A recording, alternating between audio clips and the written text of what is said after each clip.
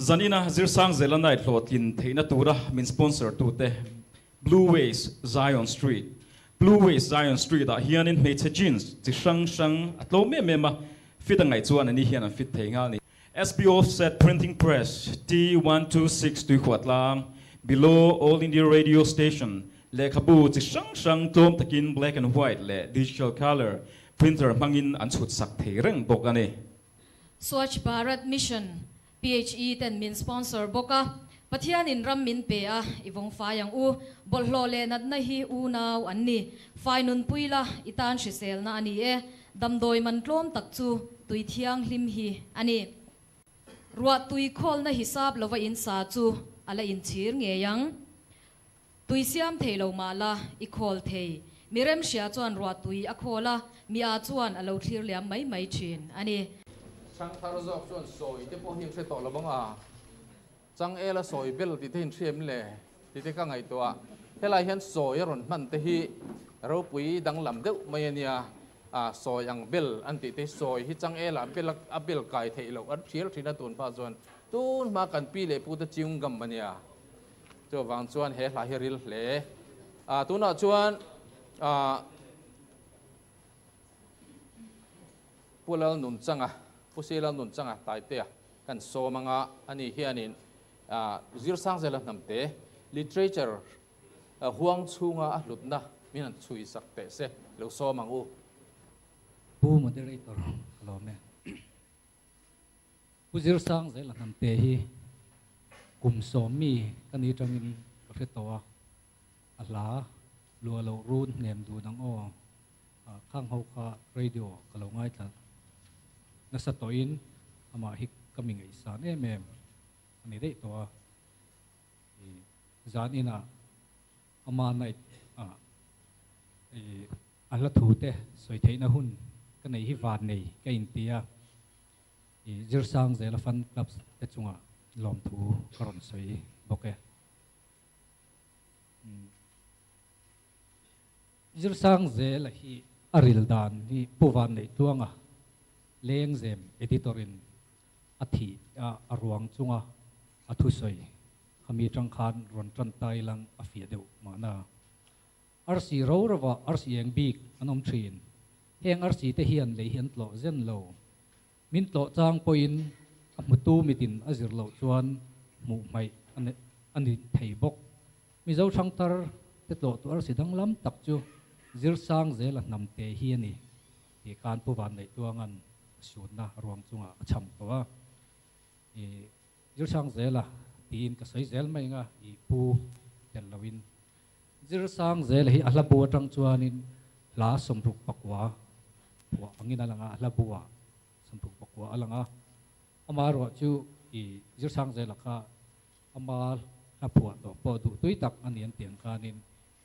tlang zar du lo he chu thalo em mai ti te kha alo nei nuala khang kha kan thrilo len don tange an lo da thange somruk pakwa ai tam hi chu apua mi puin kan thria thei chin chu somruk pakwa ania ahla hi leng zem le hla leng long tin then phok taila pathian hla pakhat le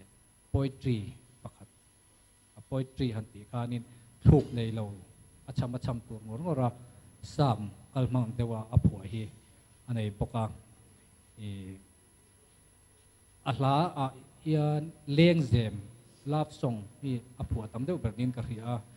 hi ahla leng long he chuan a thian le nun hlui ngai na te kholaya fiam thu nu mangai na mi thi ngai na ram le nam ta na athat nim ngai na le philosophy le nature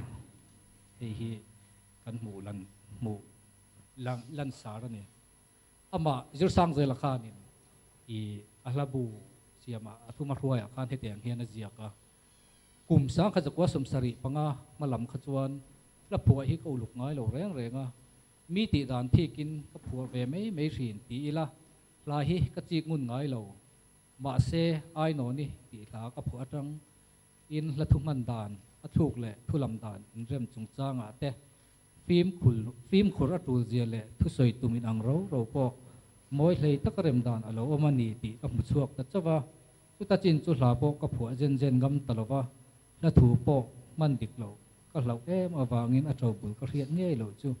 ka mangam ngai talawani atia metaphor aron mangnal em a Zirsangzela ka riat chu i zinat aman alphua na khanin etiang hian a soya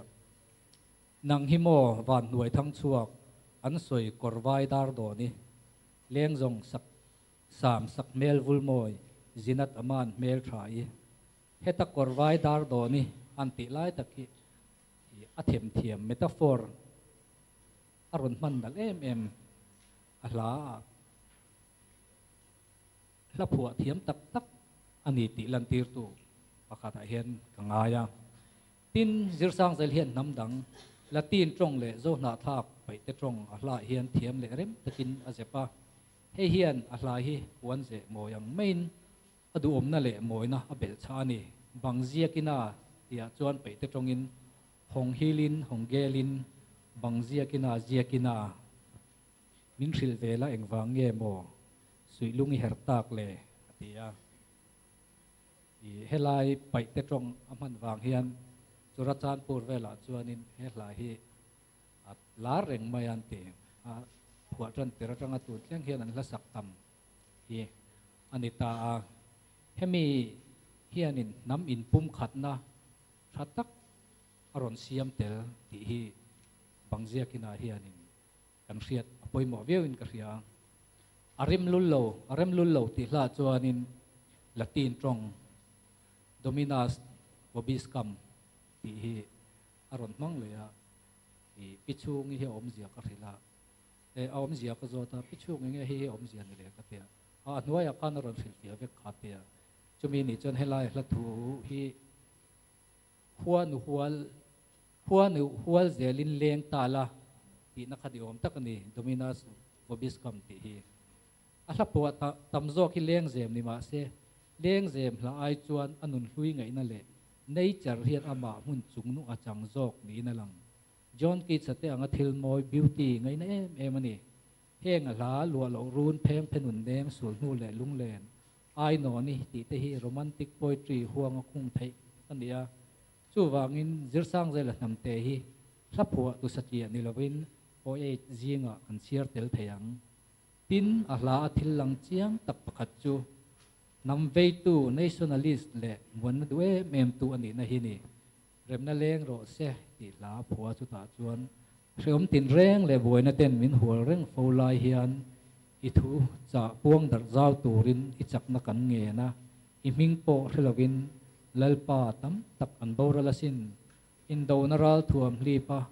ilam an hoi theinan remna lo leng ro se atia ala phua hianin thil chi rang rang om ma nakina i poits ani na lamte kan soile donia kalome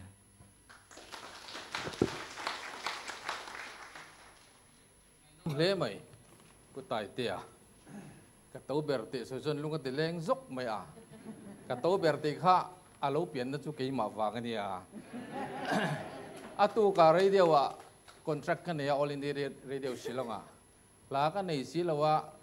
la ho de min po sakro ka te za na po atu ka contract ka ne ya ka thiam man lo ma na sa ni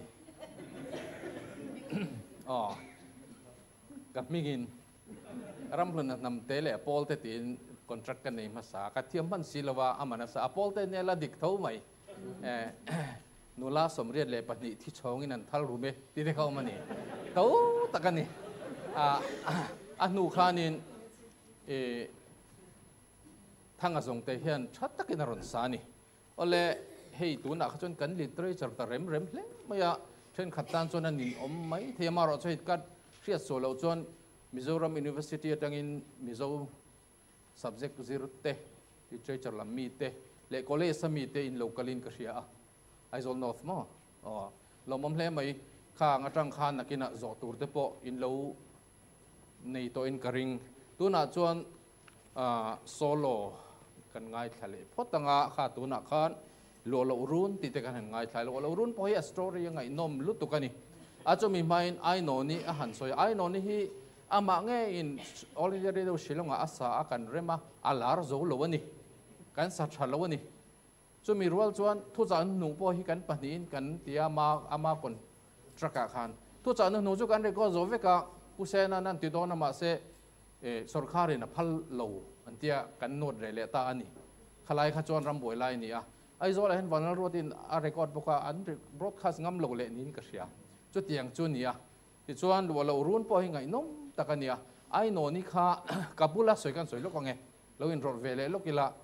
ai no ni phu na kho kha chu ka soi lo me nga khat li rol kha thalu tu ka ni kha me se le rol kha ala dam nge nge ni khat le rol kha thalu tu ka niang ai non hi enge ni ga selo wa kan sita chu nau chu le rol mel thalu tu nau le rol chang chang aniang me chanau pang chung or aniang ai non hi ka met som fik ka ngot mai ne ti a chan ka relo ai non par ni lo kha na ka met som fik ati khata khan ai thri thla ni chu adu na lu tu khamo kha in selo mai te ka ne na soi ni le zomon pui lo so mang lo run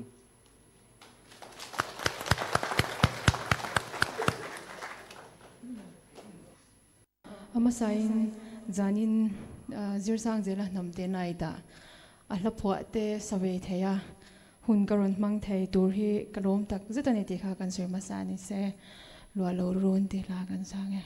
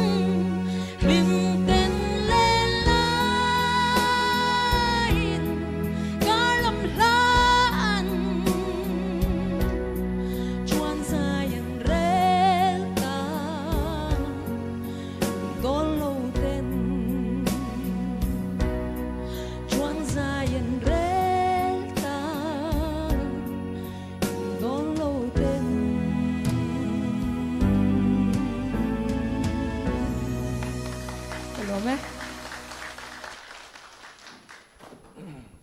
zoom on pui zai thiam tol mai kan lo me lo run ama Zirsangzela nge in all India radio waizola asa a chumi tum chuan holo guitar ringot ama chawain remin hei hesani a ki thak chho pop pakala hrenga chota soi chu la hi rem chiam rem na tam tak polo ngai lo ati adikani la then khathi chu i rem na tam tak ngai lo wa holo guitar nen ringot po moi deuh mai kha a om ti he la hen chiang khopin ka hria sa phla te po omani pu de veta ten an hriang khang kha chu tam tak chu karing tuna chuan a hlim om lam deuh zong te po hian han kal le ila thain ka hria hei lim zan kha isa ho ngu ti oma maro chu kan lo buat sai to lo wa lim zan chung chang hi hei mi ren thlein thiam takina sa tu nu in alaya amazia nge kan chiar lo ko nge lim zan hi he la hi choble chilaka phua voi khatna nia choble chil tak taka phua choble chil han ti hian ting tang in pek chota hei chu tiang khatiang ania la phua to la phua ro le ti in ti choi a ka phua in ti chota ka phua voi khatna ni ka ti na ni ka phua dan chu he tiang he ni kan thian pa ming than zama loading te sa zai kan soma le kan lo me kan thian pa ming than zaman table tennis khelna kap ala alom na kan siama heta tel lo hi college le university kal lai kho sang champhai aizol lung lei chur chan pur le shilong ami hrim te kan ni hloma amuni shilong ania kan hlim tak ma wangin la phu turin min ti tatlat maya ti chuan chang khat na hi ka phu tanghala ka han sa chu then khat an ron lam ta hiala keima phur na in chang ni na hi ka phu le a chuta alom ome tin no moi kap chuan zoom in ron thita lo ngai lo lama lo ngai lo ila tun lai chu free ni lo mi kha to na zoom in ron thita kha phuale ro an ti ta zela ti chuan chang thum na khi ka phuale a atop nan in thla nan chang khat dang an ngiat le wangin chang to ber hi ka siam le ta job le chil tak mewa phua a sanghal zelani wangin a thunon po an nei hlei thei talawa kala pho te jinga somthum palina nia meni somni pariat sang kha chu ko som sari pariat avrei to em tru zana ka phu ani radio wa keiman ka thun ba ka lang nun moyen min sak bok atia tuna hian puming than zama khong ai dakin thu thil dang te po kha hla ba ka khan adu zong hemi zan den chen hian an soi te se